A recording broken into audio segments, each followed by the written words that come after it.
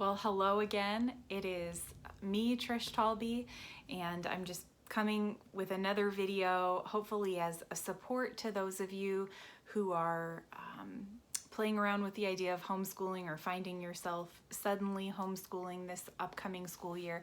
I hope that these videos can be a support and an encouragement to you. I want to reiterate something that I reiterated on the last video, that everything that I say in here is just my own personal opinion. It's not based on research, papers, and it's just my own personal experience with homeschooling and my own opinion. And if you were to speak to a couple other homeschool moms, they may have a totally different opinion, and especially for the topic I want to cover today, because it's more about our philosophy of homeschooling. Kind of gets a little bit deeper than maybe some other topics, but I was asked a question specifically, let me make sure I read it right, to speak into how do you separate, school time, work time, and like home time, free time when you're homeschooling? How do you sort of differentiate between the two of those things? So I want to talk a little bit into that. I don't know if the people who asked that are going to be super thrilled with my answer, because it ties into my philosophy of homeschooling, but I can, like I said, really only speak from my own experience, and also want to give the disclaimer that, I've been homeschooling my children since, 3 and 4, so like preschool. So a lot of this lifestyle is just very, not even second nature. Like it's just natural to us at this point.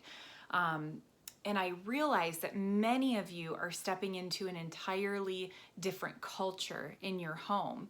You have not combined home and school. Home has been one place, school has been a different place. And that brings its own challenges. And I just want to acknowledge that will bring its own challenges. But I don't know if you can glean anything from, me explaining my philosophy of home education, but I'm going to give it a try. So I believe that there is a big difference between homeschooling and home educating, or school at home, and home educating. So how I describe this difference is that, on the one hand, homeschooling or school at home, we are just replicating what's happening in the classroom in our home. So what happened at the end of the school year with this distance learning thing, in my opinion, was, a lot of replicating what was already being done in the classroom, the same kind of work, the same assignments, things like that, and just bringing it into the home. So it's school at home. I love the idea of a philosophy of home educating, meaning that education is just a normal part of our home life. So there really isn't a huge differentiation between school time, work time, and home time / free time. So I know that may be a little bit confusing, but what it looks like is school happens all throughout the day. Some days for sure there's like a very set time that we do, formal schooling, but it happens on the couch, under blankets. It happens laying in this bed, reading books together. It happens maybe out at the park, reading at a picnic table. It's not your traditional, like, you're going to sit at this table, you're not going to move, and you're going to work on this stuff for the next 45 minutes or whatever. There's not a ton of that in our home. And so because we've made a choice to home educate, I want, we did that for a reason, because we want there to be a tie between home and schooling or education. So I would encourage you to think about what your philosophy is. One of the beautiful things about homeschooling is you have the freedom to do that. And honestly, it takes the pressure off of you as a mom. It's very difficult for kids to sit still for long periods of time. Many children, it's just asking a lot of them to sit still for even 15 to 20 minutes. And that's okay, because that's the freedom that you have at home. That if they, Mike and I were just laughing at dinner tonight. There was a neighbor that we had, her name was Laura. Actually, I've had two Laura neighbors. It was one from a long time ago, and she homeschooled her kids before Mike and I even had kids. And we would watch her little girls love to read up in a tree. That was where they loved to do their silent reading. And so, at some point every afternoon, she would send them up into the tree to read their books, and they would just sit up there and read, and it was so cute. So if you were to ask them what they got out of that reading, I can guarantee they comprehended everything that they read. It was done completely sufficiently. So that is one of the freedoms of schooling at home, is that there doesn't need to be a huge differentiation. Like, education can just happen as a part of your normal life.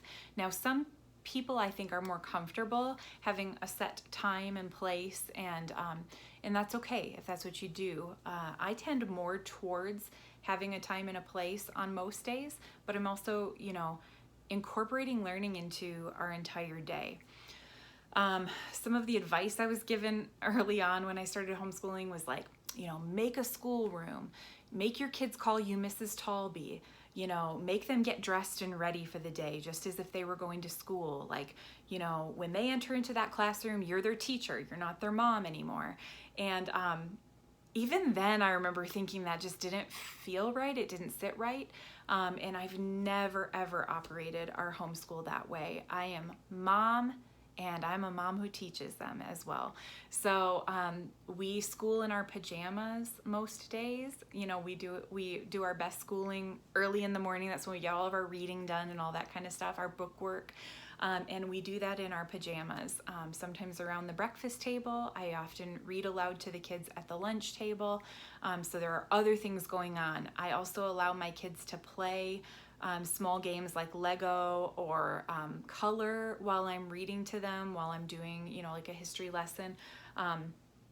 Research has definitely shown that children absorb a lot when they're doing things with their hands at the same time as listening. So, yeah, I know that's probably not the answer that you wanted, but and if you feel the need to, definitely segregate like school time, home time, whatever, feel free to play around with that. But I also would like to free you up and give you permission that one of the huge benefits of schooling at home, educating at home, is that you get to decide the form that takes. And if you have a child who is wiggly and wants to sit on an exercise ball while they do their work, that's up to you. If you're okay with it, it's okay. And then, so the follow-up question to that, I think, would be like, well, what if they get used to that kind of thing, and then I send them back to school the next year, and now, it messes everything up?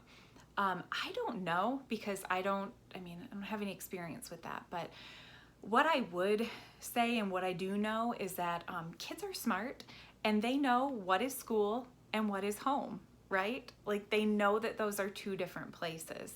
And so I don't know that we would see a lot of carryover from like, well, I can do this at home, and so now, I'm going to try it at school, or, I can get away with doing this, and so I don't know. Your children better than I do, but they are smart, and they know that those are two separate places. And maybe you would have that conversation with them, like, this year is going to look a little different because you're at home, and, mom's going to do things a little different, or dad's going to do things a little different.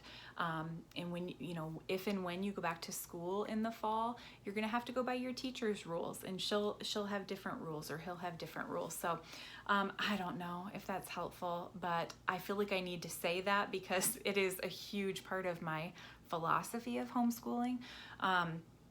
Okay, and then one more quick question that came up in that same thing was just this feeling of, my kids don't react well to me. They don't listen to my direction. They don't, I'm going to have a hard time teaching them because they won't treat me the same way that they treat their teacher. And so I think the natural inclination to that problem would be to buckle down and like, I'm your teacher now, and so you have to listen to me just like you listen to your teacher, and here's the rules of our classroom. And I would challenge that a little bit, and I would say, let's try the opposite. Just tons of nurture goes a really long way in this department. So, you know, you start to see a behavior from your child. How I sort of deal with that, because I have that too. I mean, my kids also go to co-op. They have other teachers. They have, you know, gymnastics teachers, piano teacher. So if I were to see things that I would say, man, you wouldn't be doing that to, you know, Miss Chloe, or you wouldn't be doing that to whatever, I would say that to them. I would say, you know, Mama's doing the best that I can. I don't always know what I'm doing, and I'm definitely going to make mistakes, but it hurts my feelings when you do this or when you talk to me like this. And could we work on this together? Or is there something that I could be doing differently that might help you out more? And just using that nurture rather than buckling down and kind of using your authority, I don't know, it has worked for me in my homeschool. So yeah, I don't know if this video has been helpful at all. Sorry. I'll try better next time, but hopefully you got something out of it, and I hope you have a great day.